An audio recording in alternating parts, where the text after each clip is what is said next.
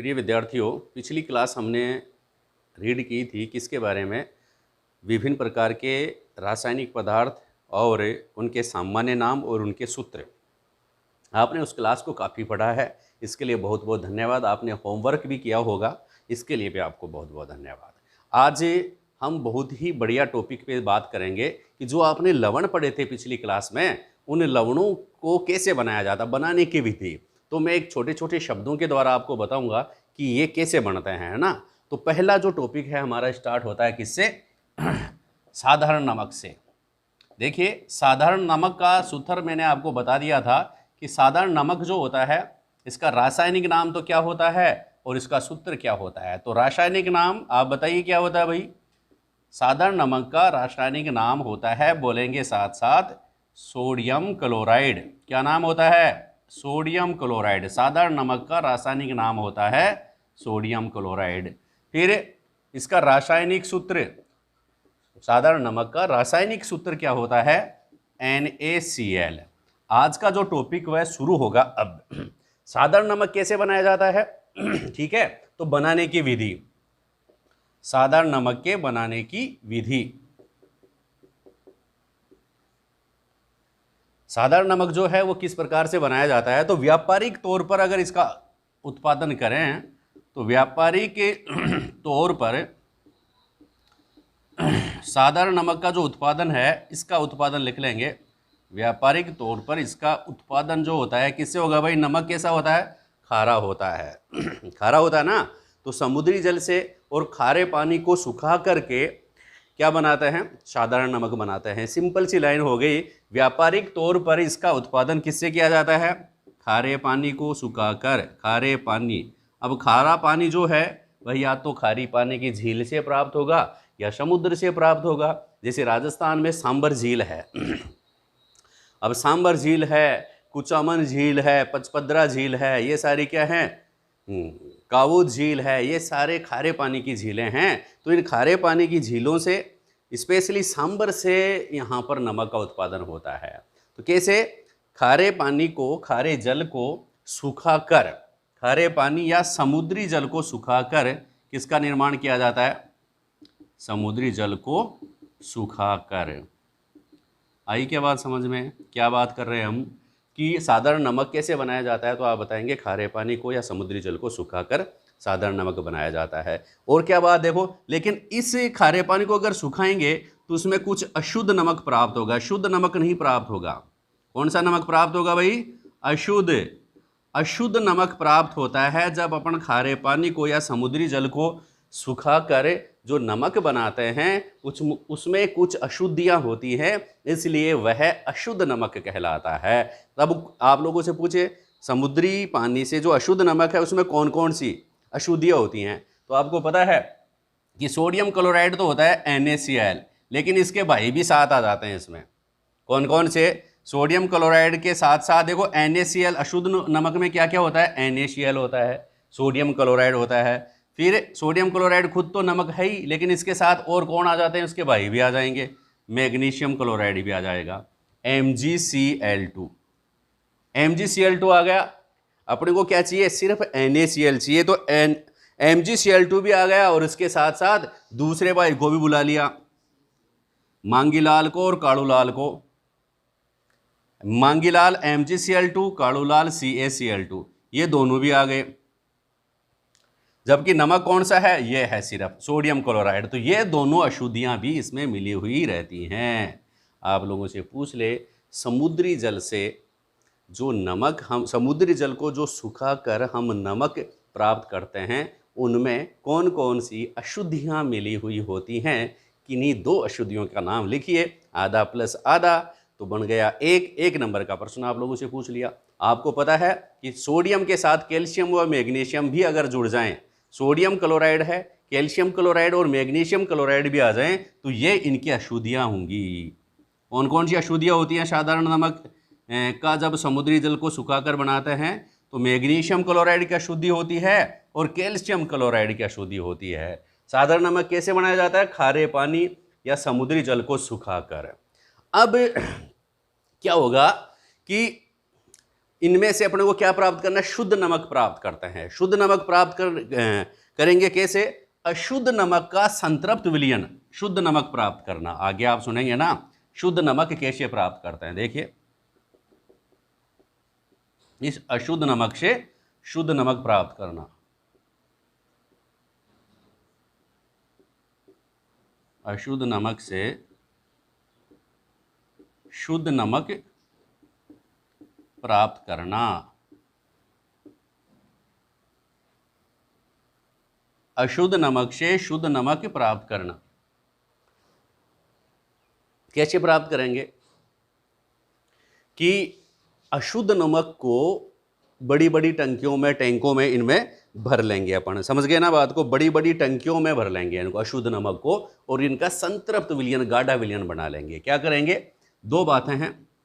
पहली बात तो ये आप लोग सीख रहे हैं कि अशुद्ध नमक के संतृप्त विलयन को,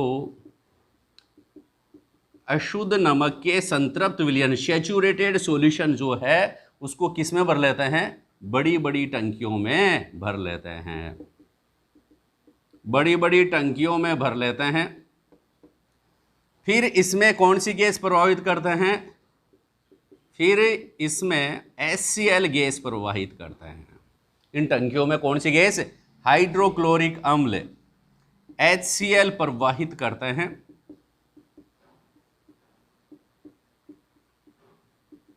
तो क्या होगा? सिर्फ अपने को शुद्ध नमक प्राप्त होगा। इससे क्या होगा कि इसमें जो NaCl जो है वह अवक्षेपित हो जाता है। ठीक है, क्या हो जाता है? जिससे, तीसरी बात आप ध्यान में रखेंगे, जिससे NaCl अवक्षेपित हो जाता है। अवक्षेपित हो जाता है। इस प्रकार अपने को क्या प्राप्त होता है? शुद्ध नमक प्राप्त होता है। इस प्रकार हमें शुद्ध नमक यानी कि शुद्ध NaCl प्राप्त होता है। तो यह नॉर्मल मेथड था, किसकी? नॉर्मल विधि थी, किसकी? सोडियम क्लोराइड की। सोडियम क्लोराइड की बनाने की विधि क्या है? दोबारा से एकदम जल्दी से रिवाइज कर देता है। समुद्री जल को या खारे पानी को सुखाकर नमक बनाया जाता है। नमक बनाने की विधि है। अब समुद्री जल को सुखाकर जो नमक बनाते हैं वह क्या होता है? अशुद्ध होता है। कौन कौन सी अशुद्धियाँ मिलती है उसमें? सोडियम क्लोराइड के अलावा और क्या क्या मिला हुआ हो सकता है? उसमें कैल्शियम क्लोराइड व मैग्नीशियम क्लोराइड मिला हुआ होता है, या कैल्शियम क्लोराइड या मैग्नीशियम क्लोराइड की अशुद्धियाँ होती हैं। उन्हें हटाने के लिए क्या करना पड़ेगा?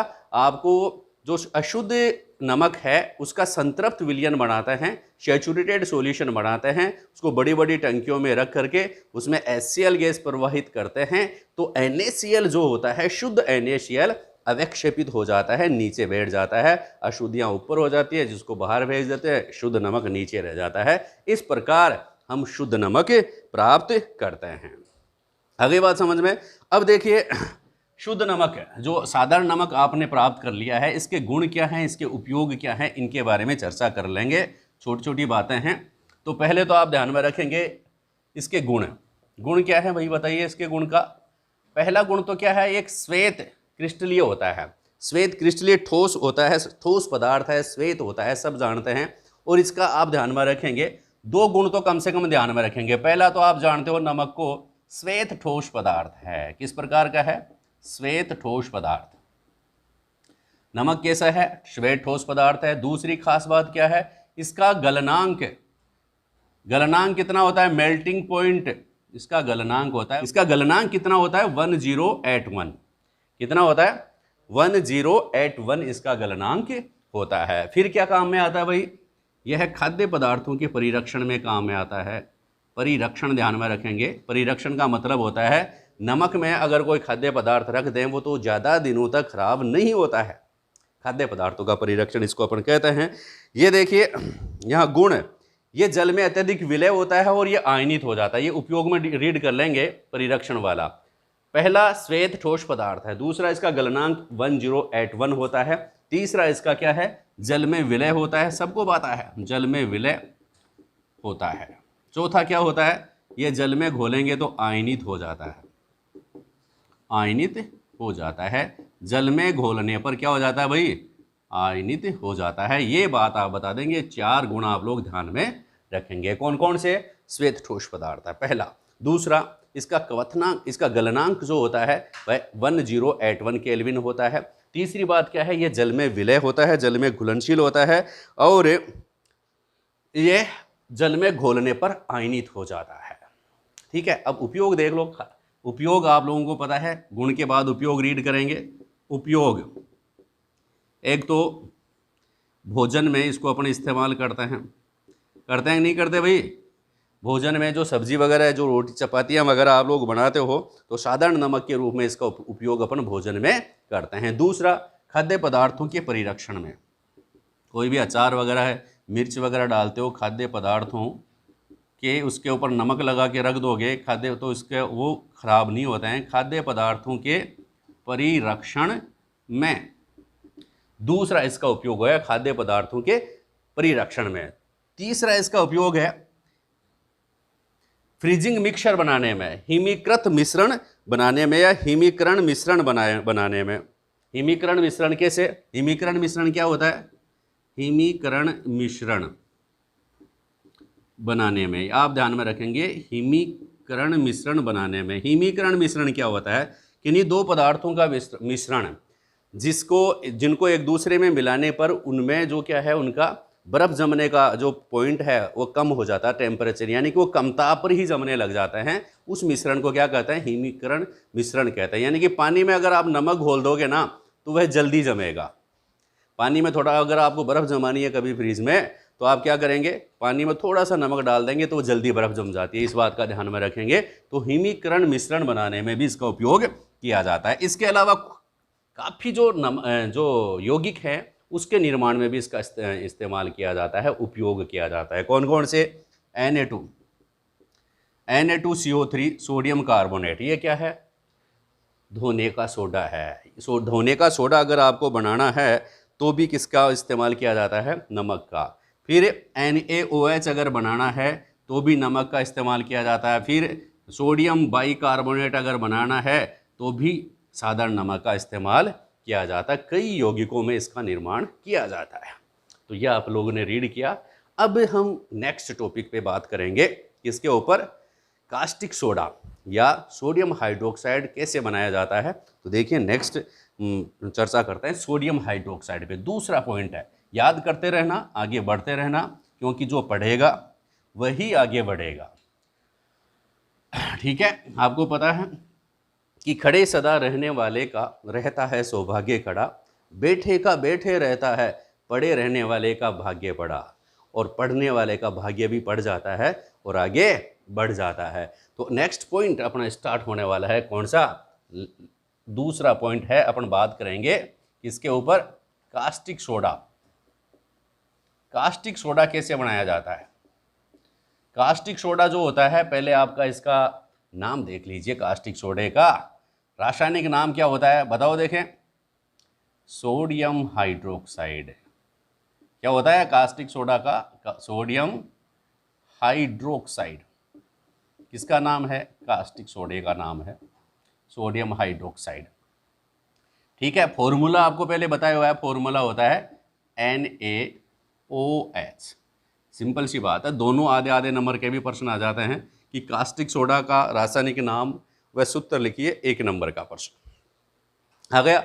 अब आपके सामने क्या बात आ गई, इसको बनाएं कैसे, तो बनाने की विधि, कास्टिक सोडा बनाने की विधि लिखिए। प्रश्न आ गया एग्जाम में, 1 नंबर का आ गया, 1 नंबर का आ गया, आपके दिमाग पे छा गया। तो HR सर की क्लास में आपको आप याद करना कि HR सर ने हमारे को कैसे पढ़ाया था, कैसे बताया था, कैसे दिमाग में जचाया था। ठीक है, तो कैसे भाई, देखो कास्टिक सोडा जो बनता है वह एक अभिक्रिया के द्वारा, उस विधि में जो है ना, वो जिस विधि के द्वारा बनता है, जिस क्रिया के द्वारा बनता है, उसको क्लोर क्षार अभिक्रिया कहते हैं। कौन सी अभिक्रिया कहते हैं, क्लोर क्षार, क्लोर क्षार अभिक्रिया कहते हैं। कौन सी अभिक्रिया, क्लोर क्षार अभिक्रिया द्वारा बनाया जाता है, ये ध्यान में रखना। पहली लाइन आप ध्यान में रखेंगे कि कास्टिक सोडा कौन से अभिक्रिया के द्वारा बनाया जाता है? क्लोर क्षार अभिक्रिया के द्वारा बनाया जाता है। आप लोगों को याद नहीं आया एग्जाम में तो आप सिर्फ ये भी लिख देंगे ना, तो 1 नंबर की होगी, उसमें आधा नंबर तो जरूर मिल जाएगा। तो कास्टिक सोडा जो है उसके बनाने की कौन से अभिक्रिया के द्वारा बनाया जाता है? क्लोर क्षार अभिक्रिया के द्वारा। अब दूसरी बात मैं बताऊंगा कि यह नमक द्वारा बनाया जाता है। किसके द्वारा बनाया जाता है? नमक द्वारा। नमक कौन सा? NaCl। अब कैसे बनाया जाता है? अब सुनिए इस बात को, अब सुनिए कैसे बनाया जाता है। जब देखिए, जब सोडियम क्लोराइड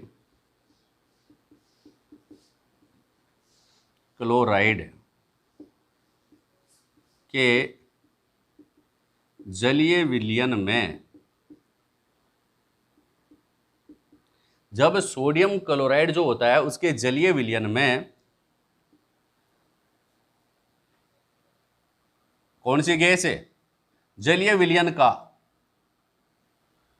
जब सोडियम क्लोराइड के जलीय विलयन का क्या किया जाता है? विद्युत अपघटन किया जाता है। जब सोडियम क्लोराइड के जलीय विलयन का विद्युत अपघटन किया जाता है, विद्युत अपघटन, इलेक्ट्रोलाइसिस, जब सोडियम क्लोराइड के जलीय विलयन का विद्युत अपघटन किया जाता है तो ऐसे देखो, तो एनोड पर कौन सी गैस है? Hydrogen gas. एनोड पर कौन सी गैस बनेगी? Chlorine gas. ठीक है। कैथोड पर कौन सी? कैथोड किस प्रकार का होता है? माइनस। तो कैथोड पर कौन सी गैस? Hydrogen gas. तथा क्या बनता है? NaOH बनता है। NaOH क्या है भाई? कास्टिक सोडा या सोडियम हाइड्रोक्साइड बनता है। इसे क्लोर क्षार अभिक्रिया कहते हैं।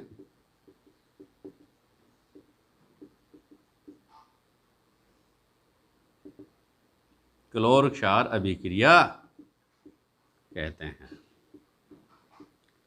समझे क्या इस बात को कि कास्टिक सोडा या सोडियम हाइड्रोक्साइड कैसे बनाया जाता है? कि जब सोडियम क्लोराइड का क्या किया जाता है? सोडियम क्लोराइड के जलीय विलयन का विद्युत अपघटन किया जाता है तो कास्टिक सोडा बनता है। सिंपल लाइन में आप ऐसे भी याद कर सकते हैं। जब सोडियम क्लोराइड के जलीय विलयन का क्या किया जाता है? विद्युत अपघटन किया जाता है। सोडियम क्लोराइड के जलीय विलयन का विद्युत अपघटन करने पर कास्टिक सोडा या सोडियम हाइड्रोक्साइड प्राप्त होता है। बोलिए 3 बार। सोडियम क्लोराइड के जलीय विलयन का विद्युत अपघटन किया जाता है तो सोडियम हाइड्रोक्साइड या कास्टिक सोडा बनता है। आ गई बात समझ में? इस अभिक्रिया को क्या कहते हैं? क्लोर क्षार अभिक्रिया कहते हैं। आप लोगों ने देख लिया होगा, जब सोडियम क्लोराइड के जलीय विलयन का विद्युत अपघटन किया जाता है तो होता क्या है? एनोड पर क्लोरीन गैस बन गया, कैथोड पर क्या बन गया? एनोड पर तो क्लोरीन गैस, कैथोड पर हाइड्रोजन गैस व NaOH ये बन गया। तो NaOH तो क्या है? क्षार। Cl2 क्या है? क्लोरीन। तो इसलिए इसको क्या कहते हैं? क्लोर क्षार अभिक्रिया कहते हैं, क्योंकि इसमें क्लोरीन गैस भी बनती है और एक क्षार NaOH या कास्टिक सोडा बनता है। ठीक है। यह अभिक्रिया कहलाएगी क्लोर क्षार अभिक्रिया। दोबारा बता देता हूं मैं, थोड़ा सा डायग्राम से भी आप लोग समझ जाएं तो बल्ले बल्ले हो जाएंगे, आप लोगों के याद हो जाएंगे और आप लोगों के एग्जाम में कोई टेंशन नहीं, नो टेंशन। साइंस बहुत ईजी है, याद रखना। देखिए पढ़ेंगे तो इजी हो जाएगी और बैठे रहेंगे तो यही टिपिकल हो जाएगी। देखिए कोई भी एक अपन ने क्या ले लिया है? एक पात्र ले लिया है। इस पात्र में इस प्रकार से कोई पात्र ले लिया, ये नांद ले लिया अपन ने, और इसमें 2 इलेक्ट्रोड लगा दिए हैं। 2 इलेक्ट्रोड लगा करके इन इलेक्ट्रोड को किससे जोड़ दिया है? बिजली से जोड़ दिया है। यहाँ पर अपन ने परख नलियाँ लगा दी हैं, विद्युत अपघटन करेंगे। ठीक है, परख नलियाँ लगा दी हैं भैया। अब इसमें ये हो गया, मान लो ये प्लस है यानी कि एनोड है, और ये माइनस है यानी कि क्या है? कैथोड है। अब यहाँ पर भी आपने उल्टी प्रज्ञाली लगा दी है, टेस्ट ट्यूब लगा दी है, और इसका भी संबंध कर दिया है किसी विद्युत से। ये तो बन गया है प्लस, और ये इसका जोड़ कर दिया अपने माइनस से।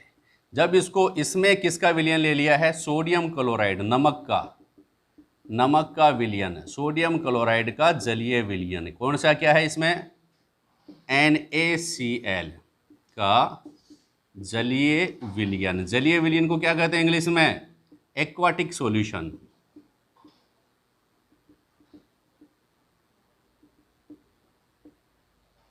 एक्वाटिक सॉल्यूशन ले लिया। जब इसमें विद्युत धारा प्रवाहित करते हैं, एनोड हो गया, ये माइनस है यानी कि कैथोड है। ठीक है, अब एनोड पर तो कौन सी गैस बनती है, क्लोरीन गैस, और कैथोड पर क्या बनता है, यहां पर H2 गैस बनती है और प्लस NaOH बनता है। यह क्लोरीन गैस को क्लोर और NaOH को क्षार, इसलिए दो चीज बन रहे हैं, एक तो क्लोरीन व क्षार। क्षार कौन सा, कास्टिक सोडा क्षार है, प्रबल क्षार है, स्ट्रॉन्ग बेस है, तो इसलिए इस अभिक्रिया को अपन क्या कहते हैं, क्लोर क्षार अभिक्रिया कहते हैं। अब इसके गुण व उपयोग आप लोग बुक में से भी रीड कर सकते हैं, लेकिन फिर भी बढ़िया बढ़िया गुण व उपयोग अपन बता देते हैं। कौन कौन से हैं, नंबर फर्स्ट पे देखिए, पहला गुण, इधर गुण लिख लेंगे, उधर उपयोग लिख लेंगे। गुण नंबर सेकंड, उपयोग। देखिए गुण, किसके गुण पढ़ रहे हैं अपन, सोडियम हाइड्रोक्साइड के। सोडियम हाइड्रोक्साइड को क्या कहते हैं, कास्टिक सोडा भी कहते हैं। कास्टिक सोडा का क्या उपयोग है, पहला तो देखिए गुण देखिए, इसमें पहले गुण देखेंगे अपन। गुण तो क्या होता है, दिखने में कैसा होता है, यह एक चिकना होता है, और जैसे नमक कैसा होता है, श्वेत होता है, ये भी श्वेत होता है। श्वेत चिकना ठोस पदार्थ, चिकना श्वेत और ठोस होता है, ठोस पदार्थ है, पहली बात। ठीक है, फिर भी इसका दूसरे नंबर पे गुण में लिखेंगे इसका गलनांक। गलनांक किसे कहते हैं, जिस ताप पर कोई ठोस पदार्थ गलना प्रारंभ कर दे, वह टेम्परेचर, वह तापमान का वह मान गलनांक कहलाता है, मेल्टिंग पॉइंट कहलाता है गलनांक। और क्वथनांक भी आप लोगों ने सुना होगा, जब कोई क्वथनांक, जब कोई द्रव पदार्थ, जिस ताप पर कोई द्रव पदार्थ उबलना प्रारंभ कर दे, तो वह ताप का मान उसका क्वथनांक कहलाता है। तो इसका गलनांक जो होता है वह 591 केल्विन। गलनांक कितना होता है, 591 केल्विन, डिग्री नहीं लगती है केल्विन पैमाने में, 591 केल्विन होता है। यह पानी में घुलनशील होगा, जल में घुलनशील होता है, वही सेम घुलनशील होता है। और इसको भी अगर जल में घोलेंगे तो यह आयनित हो जाएगा, आयनित हो जाता है। जल में घोलेंगे तो क्या हो जाता है, आयनित हो जाता है, यानी कि Na+ और प्लस OH- में यह आयनित हो जाएगा जल में घोलने पर। ठीक है, ये इसके क्या थे, मुख्यतः गुण हैं। और दूसरी बात क्या है, एक और गुण है, प्रबल क्षार है, मैं बता चुका हूँ इसको, it is strong acid, it is strong acid. अब इसके वो देखिए आप, क्या उपयोग बहुत बार एग्जाम में पूछ लेते हैं, क्या क्या उपयोग हैं। पहला उपयोग किस में काम में लिया जाता है, कई प्रकार के उद्योगों में काम में लिया जाता है। पहली बात ध्यान में रखेंगे, उद्योग में कौन कौन से में, जैसे कागज़ उद्योग है, कागज़ उद्योग में भी इसको काम में लिया जाता है, सिल्क उद्योग में भी काम में लिया जाता है, पेपर उद्योग में भी इसको काम में लिया जाता है। तो उपयोग समझ लीजिए, सिंपल सी बात है। उद्योगों में तो सब में लिख देना, जो भी है सबको उद्योगों में काम में लेते हैं, इसको भी उद्योगों में काम में लेते हैं जनरली, कि ये कागज़ उद्योग में, साबुन उद्योग में, सिल्क उद्योग में, सब में इसको काम में लिया जाता है। और ख़ास बात, एक नंबर का प्रश्न यहाँ से भी बनता है दूसरे उपयोग से, इसका उपयोग बॉक्साइड के धातुक्रम में किया जाता है, बॉक्साइड के धातुक्रम में। देखो बॉक्साइड, आप ये बता दो, बॉक्साइड जो है वह अयस्क है। बॉक्साइड क्या है, अयस्क है। किसका अयस्क है, एल्यूमिनियम का अयस्क है। और बॉक्साइड के धातुक्रम में इसका उपयोग किया जाता है। अब आप लोगों के दिमाग में आ रहा होगा कि सर ये धातुक्रम या मेटलर्जी बता रहे हैं, ये क्या होता है। देखिए इसको समझा देता हूँ। बॉक्साइड है अयस्क, तीन चार बातें इसमें स्पष्ट सुनेंगे आप लोग ध्यान से कि एक चीज़ तो है खनिज, दूसरी चीज़ अयस्क और तीसरी चीज़ धातुक्रम। तीन बात आप लोग स्टडी करने जा रहे हैं। मैं इसको मिटा रहा हूँ, इन तीन चीज़ों को आप लोगों को बताने की कोशिश करूँगा, ध्यान से सुनेंगे। एक तो खनिज, खनिज, दूसरा आप लोग पढ़ेंगे अयस्क और तीसरी आप पढ़ेंगे धातुक्रम। सिंपल सिंपल बात आप लोग यहाँ समझना जरूरी है, क्योंकि समझेगा इंडिया तभी तो बढ़ेगा इंडिया, आगे बढ़ेगा इंडिया। तो देखिए खनिज किसे कहेंगे? जमीन से किसी भी धातु का जो खोद करके निकाली जाती है, जिसमें धातु मात्रा में धातु पाई जाती है, वह उसका खनिज कहलाता है। जमीन से खोद कर निकाले गए पदार्थ क्या कहलाता है? खनिज कहलाता है। आगे बात समझ में? कोई भी किसी भी पदार्थ का, किसी भी धातु का, जिससे बहुत सारी अशुद्धियाँ भी उसमें मिली होती हैं। अब देखिए खनिज कई प्रकार के होते हैं। अब दूसरा क्या है? अयस्क। अयस्क को आप समझेंगे कि खनिज जो होते हैं ना, अयस्क, सारे अयस्क खनिज होते हैं, सारे अयस्क खनिज होते हैं, लेकिन सभी खनिज अयस्क नहीं होते। ये ध्यान में रखना, समझे बात को? मैंने क्या बोला? सारे खनिज अयस्क होते हैं, सारे अयस्क खनिज होते हैं, खनिज होते हैं, लेकिन सभी खनिज अयस्क नहीं होते।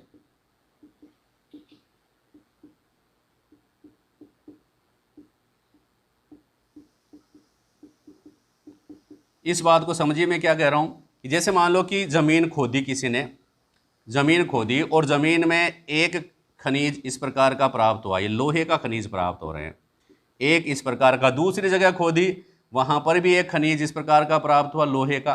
तीसरी जगह खोदी, वहां पर भी एक खनिज इस प्रकार का प्राप्त हुआ। लेकिन तीनों में अंतर क्या है? ए, बी और सी, तीन प्रकार के खनिज अपने को प्राप्त हुए। अब इनमें से ये भी खनिज है, ये भी खनिज है, ये भी खनिज है, ये भी खनिज है लोहे का, ये भी लोहे का खनिज है, ये भी लोहे का खनिज है। लेकिन अंतर क्या है? देखिए आप, इस खनिज में लोहा 10% ही है, बाकी की अशुद्धियाँ हैं। इस खनिज में लोहा 20-30% है, बाकी का अशुद्धियाँ हैं। इस खनिज में लोहे 80% लोहा है, ठीक है ना? तो जिस खनिज में धातु की प्रतिशत मात्रा बहुत अधिक होती है, उस खनिज को नाम दे देते हैं अयस्क। उस खनिज को क्या नाम दे देते हैं? अयस्क। तो सभी खनिज अयस्क नहीं हुए, लेकिन अयस्क क्या है? खुद खनिज है। अयस्क क्या है? खनिज है, लेकिन सभी खनिज अयस्क नहीं हुए ना। इसमें कौन सा खनिज अयस्क हुआ? ये ही जिसमें धातु की प्रतिशत मात्रा अधिक होती है, या फिर जिसे धातु प्राप्त करना आर्थिक दृष्टि से सस्ता पड़ता है, वह खनिज अयस्क कहलाता है। अब धातुक्रम किसे कहते हैं? वो सभी क्रियाएं, वो सभी पद, वो तरीका जिसके द्वारा किसी अयस्क से क्या प्राप्त करते हैं अपन? कोई खनिज प्राप्त करते हैं। जितनी भी क्रियाएं की जाती है ना उसमें खनिज प्राप्त करने के लिए, इस अयस्क को तोड़ेंगे, फिर इसमें क्या करेंगे? साफ करेंगे, और भी कोई क्रियाएं करवाएंगे। समस्त क्रियाओं को सम्मिलित रूप से क्या कहते हैं? धातुक्रम या मेटलर्जी कहते हैं। आगे होगी बात समझ में? तो अब बॉक्साइट के धातुक्रम में, बॉक्साइट किसका अयस्क है? समझ गए ना बात? बॉक्साइट एल्यूमिनियम का अयस्क है। किसका अयस्क है? एल्यूमिनियम का। तो एक नंबर का प्रश्न यहां से भी बन सकता है कि बॉक्साइट के धातुक्रम में किसका उपयोग किया जाता है? तो आप बताएंगे सोडियम हाइड्रोक्साइड का या कास्टिक सोडे का। आगे बात समझ में? तीसरा इसका जो है उपयोग है पेट्रोलियम के शोधन में। पेट्रोलियम जो होता है, क्या होता है? चट्टानों से खोदकर, मतलब पेट्रो प्लस ओलियम, चट्टानों को तोड़ करके जो खनिज तेल अपन बाहर निकालते हैं उसमें पेट्रोलियम कहते हैं। और पेट्रोलियम से ही पेट्रोल, डीजल, डामर, ठीक है, ये खूब सारे पदार्थ इनसे प्राप्त होते हैं। तो कौन सी विधि के द्वारा प्राप्त करते हैं? प्रभाजी आसवन के द्वारा अपन इसको प्राप्त करते हैं, ठीक है। तो पेट्रोलियम के शोधन में, शुद्धिकरण में किसका इस्तेमाल किया जाता है? अगला उपयोग क्या हो गया? बॉक्साइट के धातुक्रम के बाद पेट्रोलियम के शोधन में NaOH का इस्तेमाल किया जाता है। पेट्रोलियम के शोधन में, आ गई बात समझ में? पेट्रोलियम के शोधन में किसका इस्तेमाल किया जाता है? सोडियम हाइड्रोक्साइड का। और वसा तेलों के निर्माण में और प्रयोगशाला में अभिकर्मक के रूप में भी इसका इस्तेमाल किया जाता है। आगे बात समझ में, क्या क्या उपयोग हो गए। पहला उपयोग उद्योगों में, इसका उपयोग साबुन उद्योग में भी होता है, सिल्क उद्योग में भी होता है, कागज़ उद्योग में भी होता है, और पेपर उद्योग, पेपर कागज़ उद्योग हो गया, ठीक है, एक ही बात है। फिर बॉक्साइड के धातुक्रम में इसका उपयोग किया जाता है, मैंने बता दिया, एकदम समझ में आ गया होगा। फिर पेट्रोलियम के शोधन में, वसा व तेलों के निर्माण में और प्रयोगशाला में अभिकर्मक के रूप में भी इसका इस्तेमाल किया जाता है, इसको काम में लिया जाता है। ठीक है, एक और पढ़ा दें, पढ़ा दें, बिल्कुल पढ़ा। देखिए आप, अब अपन बताएंगे विरंजक चूर्ण कैसे बनता है। विरंजक चूर्ण,